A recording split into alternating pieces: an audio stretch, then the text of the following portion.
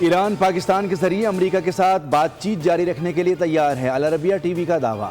Report کے مطابق ایران کا کہنا ہے کہ پاکستان کو پیغام بھیجا ہے کہ وہ مذاکرات سے دستبردار نہیں ہوا بلکہ انہیں صرف معطل کیا تھا۔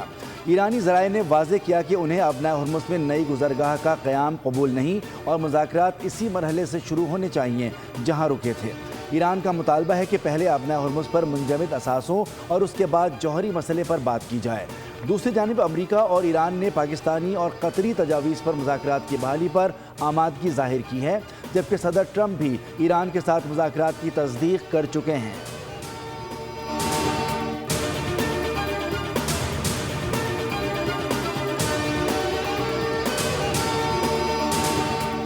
صدر ٹرمپ نے ایران کے ساتھ سفارتی عمل کو ایک اور موقع فراہم کر دیا۔ صدر ٹرمپ سفارتکاری کو موقع دینا چاہتے ہیں۔ اقوام متحدہ میں امریکی سفیر مائک والٹنز کی فاکس نیوز سے گفتگو کہا، گزشتہ دنوں میں عمان، ایران اور دیگر مذاکرات کار ہر سطح پر رابطے میں رہے۔ صدر ٹرمپ ایران پر مزید حملوں کے بجائے مذاکرات کو ترجیح دے رہے ہیں۔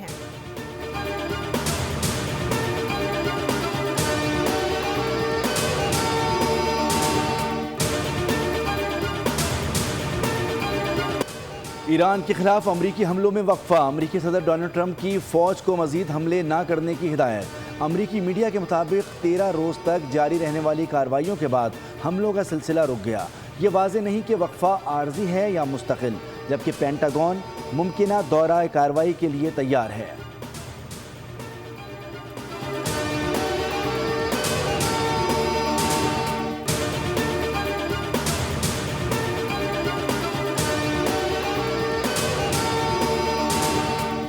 ایران کے خلاف امریکی بحری ناکہ بندی بدستور نافذ ہونے کا سینٹ کام کا دعویٰ۔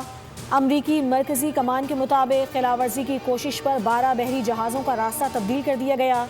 2 بحری جہازوں کو احکامات کی عدم تعمیل پر ناکارہ بنانے کا دعویٰ۔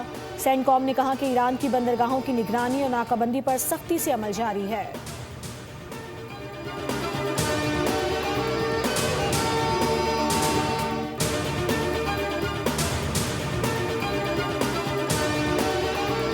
ایرانی پاسداران انقلاب کا امریکی عسکری اڈوں پر حملوں کا دعویٰ۔ ایران کے مطابق خطے میں قائم امریکی فوجی تنصیبات کو نشانہ بنایا گیا اور متعدد جدید طیارے تباہ کیے گئے۔ پاسداران انقلاب نے F-15، P-8، C-17 اور ری فیولنگ طیاروں کو نقصان پہنچانے کا بھی دعویٰ کیا۔ ایران نے کہا کہ امریکی کارروائیوں کا بھرپور جواب جاری رکھا جائے گا۔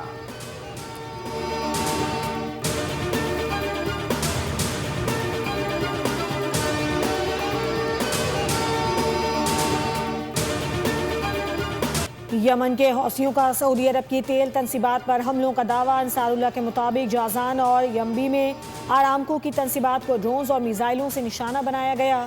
حوثیوں نے حملوں کو سعودی کارروائیوں کا جواب قرار دیا۔ سعودی حکام نے دعوے کی باضابطہ تصدیق نہیں کی، جبکہ شہریوں کو احتیاطی ہدایات جاری کر دی گئیں۔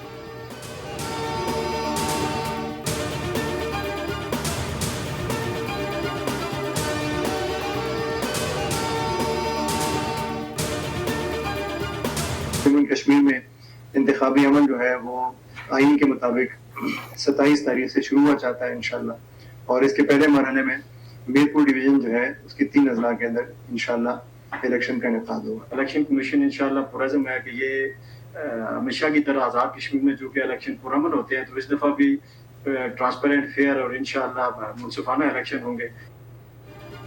آزاد کشمیر میں الیکشن کے پہلے مرحلے کے لیے پولنگ کل ہوگی۔ 22,000 انتخابی عملہ تعینات، پولنگ میٹیریل تمام اسٹیشنز تک پہنچا دیا گیا۔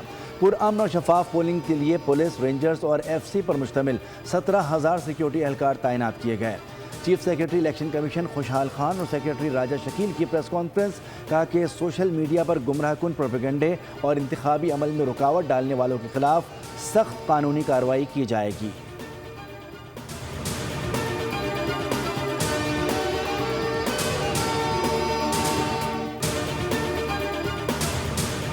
بسز، ہاسپٹل، روڈز اور ایئرپورٹس کی وعدے سنائی جا رہی ہیں۔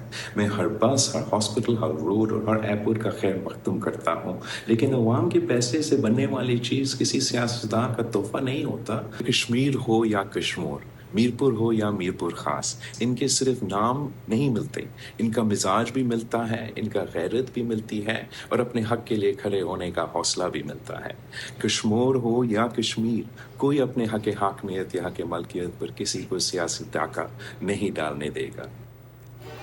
ٹیکس کے پیسوں کی بسیں فراہم کرنا عوام کے لیے تحفہ نہیں ہو سکتا، عوام کا حق ہوتا ہے۔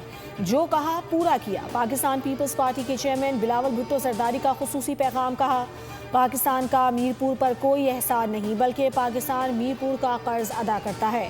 کشمور ہو یا کشمیر، میرپور ہو یا میرپور خاص، کوئی اپنے حق پر ڈاکہ نہیں ڈالنے دے گا، نہ ہی سودا کرے گا۔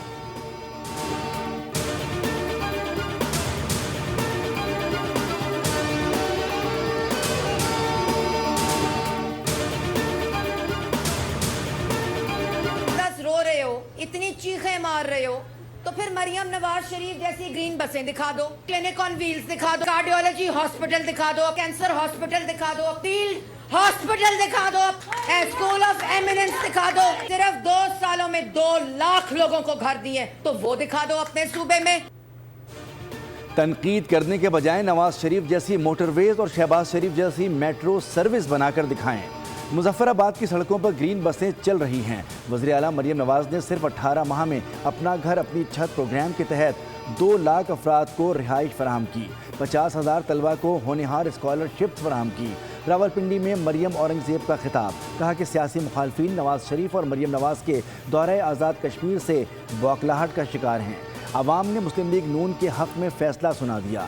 کارکن بھرپور محنت کے لیے پارٹی امیدواروں کی کامیابی یقینی بنائیں۔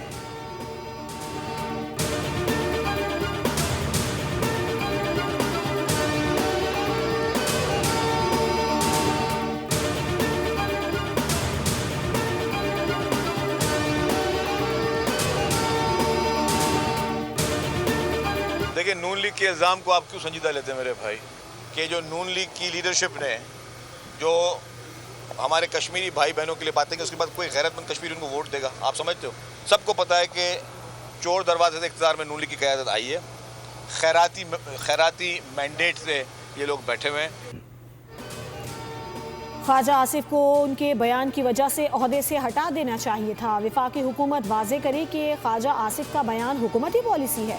سندھ کے سینئر وزیر شرجیل انعام ایمن کی میڈیا سے گفتگو، کہا کہ نون لیگ پنجاب میں چور دروازے سے آئی، ان کو کشمیر الیکشن میں شکست دیں گے۔ کشمیر میں الیکشن کمیشن نے آنکھیں بند کر رکھی ہیں۔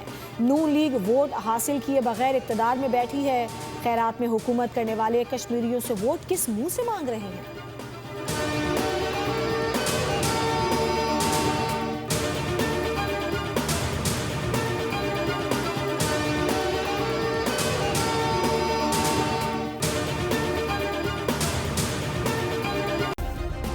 سبسکرائب کریں اور بیل دبائیں تاکہ کوئی خبر رہ نہ جائے۔